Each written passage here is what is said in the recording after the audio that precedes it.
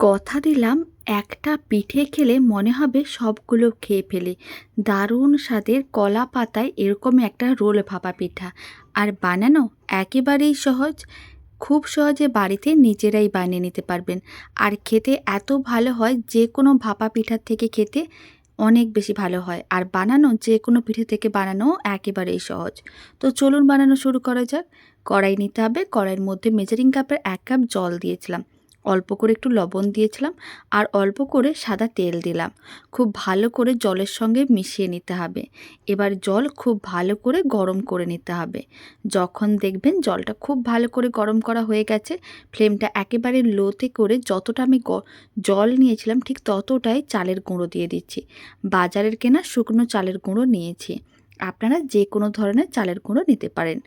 লো ফ্লেমে খুব ভালো করে মিশিয়ে নিতে হবে, তারপরে ফ্লেমটা অফ করে দিতে হবে। আর এইভাবেই ভালো করে মিশিয়ে একটা ডো রেডি করতে হবে। ফ্লেমটা অফ করে এবার ঢাকনাটা বন্ধ করে এক সাইডে রেখে দিচ্ছি প্রায় 5 মিনিটের মতন। এতে চালের গুঁড়োগুলো অনেকটা সেদ্ধ হয়ে যাবে। আর ফ্লেমটা অফ করে এক সাইডে কড়াইটাকে এইভাবেই রেখে দিতে হবে। এখন আমি নারকেলের পুর রেডি করব। তার জন্য ওই মেজারিং কাপের 1 কাপ নিয়েছি নারকেল কোড়া। এখানে আমি একটা বড় নারকেলের হাফ নিয়েছিলাম। আর আমি ওই মেজারিং কাপের 1 কাপের মতন দিয়ে দিলাম গুড়ের বাতাসা। আপনাদের কাছে গুড় থাকলে গুড়ও দিতে পারেন, গুড়ের পাউডারও দিতে পারেন, বা চিনি দিয়েও পুরটা রেডি করতে পারেন। খুব ভালো করে মিশিয়ে নিতে হবে। গুড়ের বাতাসাগুলো মেল্ট হওয়ার জন্য অপেক্ষা করতে হবে। বাতাসাগুলোকে হাতা দিয়ে অল্প করে একটু ভেঙে দিয়েছিলাম। এতে কি হবে, অনেক তাড়াতাড়ি বাতাসাগুলো মেল্ট হয়ে যাবে। প্রায় 2-3 মিনিট এইভাবে রেখে দিয়েছিলাম। আপনারা দেখুন বাতাসাগুলো অনেকটাই মেল্ট হয়ে গেছে। যখন দেখবেন বাতাসাটা পুরোপুরি মেল্ট হয়ে গেছে, তখন নাড়াচাড়া করে পুরটাকে শুকনো করতে হবে। আর আপনারা চাইলে অল্প একটু জলও দিয়ে দিতে পারেন, এতে বাতাসাগুলো অনেক তাড়াতাড়ি মেল্ট হয়ে যাবে। তারপরে জলটা শুকনো করে পুরটাকে একেবারে শুকনো করে নিতে হবে। আর এই সময় দিয়ে দিচ্ছি পুরের মধ্যে অল্প করে একটু এলাচ গুঁড়ো। আবার অনেকে অল্প করে একটু গ্রেট করা আদাও দেয়। আপনাদের যেটা ভালো লাগবে সেটাই দিয়ে দেবেন। আমি আদা দিয়েও বানিয়েছি অনেকবার, আবার এলাচ গুঁড়ো দিয়েও বানিয়েছি। দুটোই খেতে ভীষণ ভালো হয়। নাড়াচাড়া করে নারকেলের পুরটাকে একেবারে শুকনো করে নিয়েছিলাম। এবার ফ্লেমটা অফ করে নারকেলের পুরটাকেও এক সাইডে রেখে ঠান্ডা করে নিতে হবে। আর এদিকে ডোটা আগে থেকে অনেকটাই নরম হয়ে গেছে। গরম আছে এই অবস্থায় খুব ভালো করে মেখে ডোটা রেডি করতে হবে। ঠান্ডা হয়ে গেলে ডোটা শক্ত হয়ে যাবে। তাই গরম অবস্থায় খুব ভালো করে মেখে নিতে হবে আর একটা ডো রেডি করতে হবে। আপনারা দেখুন ডোটা কিন্তু অনেকটাই নরম হয়ে গেছে। ঠিক এইভাবে নরম ডো রেডি করতে হবে, তাহলে ভাপা পিঠাগুলো ঠিক ততটাই নরম তুলতুলে হবে, খেতে ঠিক ততটাই ভালো লাগবে। এবার ডোটা রেডি করে নেওয়ার পরে লেচি কেটে নিতে হবে। আমি এরকমই মিডিয়াম সাইজের লেচিগুলো কেটে নিচ্ছি। আপনারা চাইলে লেচিগুলোকে ছোট বা বড় করে বানাতে পারেন। আবারও ঢাকনা বন্ধ করে এক সাইডে রেখে দিলাম। আর এদিকে আমি কলা পাতাগুলোকে এরকমই চৌকো করে কেটে রেখেছিলাম। অল্প করে একটু তেল ব্রাশ করে দিচ্ছি। তবে তেল না ব্রাশ করলেও কোনো অসুবিধা নেই। এইভাবে অল্প করে একটু তেল ব্রাশ করে ঠিক এইভাবে পিঠেগুলোকে রোল করব, একটু দেখিয়ে দিলাম। সমস্ত পাতাগুলোকে একইভাবে তেল ব্রাশ করে নিয়েছিলাম, এক সাইডে রেখে দিলাম।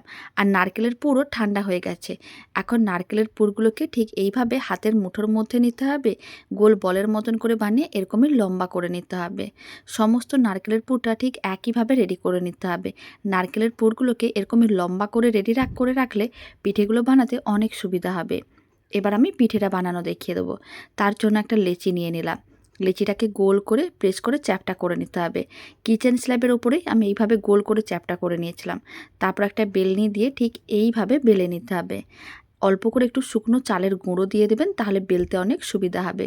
ঠিক এইভাবে একটু চৌকো টাইপের করে বেলে নিচ্ছি। গোল করে বেললেও কোনো অসুবিধা নেই। ঠিক এইভাবে একটু পাতলা করে বেলে নিতে হবে, তাহলে পিঠেটা অনেক বেশি সুন্দরভাবে রেডি হবে, খেতেও দারুণ লাগবে। এবার একটা কলা পাতার টুকরো নিয়ে নিলাম। কলা পাতার টুকরোর ওপরে ঠিক পিঠেটাকে এইভাবে রেখে দিয়েছি।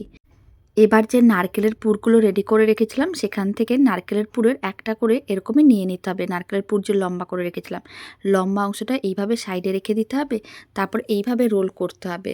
তবে শেষ প্রান্তে অল্প করে একটু জল ভালো করে ব্রাশ করে তারপরে আটকে দিতে হবে, তাহলে ভাপা পিঠাগুলো আর খুলে যাবে না। তারপরে এইভাবে পাতার মধ্যে রোল করে নিতে হবে। আপনারা চাইলে টুথপিক দিয়েও আটকে নিতে পারেন বা সুতোর দিয়েও বেঁধে নিতে পারেন। তবে আমি এইভাবেই রেডি করব, কোনো কিছু দেবো না। এইভাবেও রেডি করলে সুন্দরভাবে রেডি হয়। এবার যাতে পিঠেগুলো দেখতে ভালো লাগে তার জন্য সাইডগুলো আমি অল্প করে কেটে বাদ দিয়ে দিলাম। তবে আপনারা চাইলে এইভাবেও রেখে দিতে পারেন, কোনো অসুবিধা নেই। এখন এরকমই সাইডগুলো কেটে তারপরে আমি পাতার মধ্যে পিঠেটাকে এইভাবে রোল করে নিতে হবে।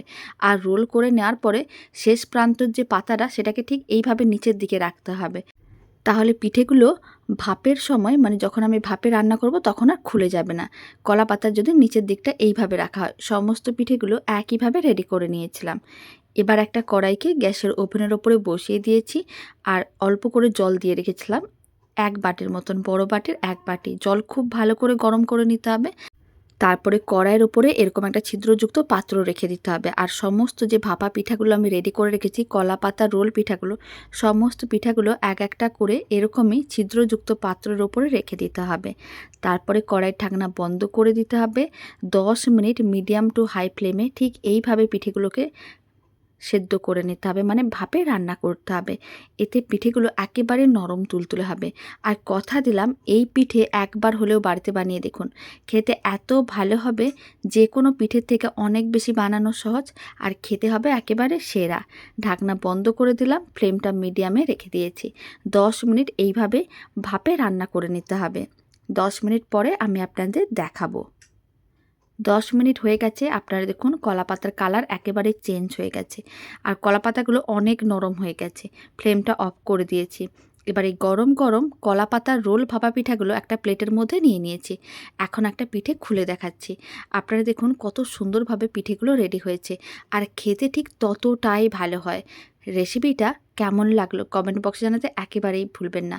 এই ভাপা রোল পিঠার রেসিপিটা ভালো লেগে থাকলে আপনারা যদি ফেসবুক থেকে রেসিপিটা দেখছেন, পেজটিকে ফলো করে নেওয়ার অনুরোধ রইল।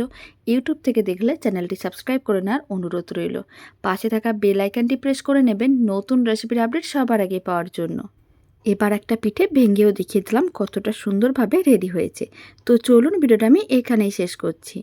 আপনারা সবাই ভালো থাকবেন, সুস্থ থাকবেন। আপনাদের সঙ্গে আবার নতুন রেসিপি নিয়ে দেখা হচ্ছে।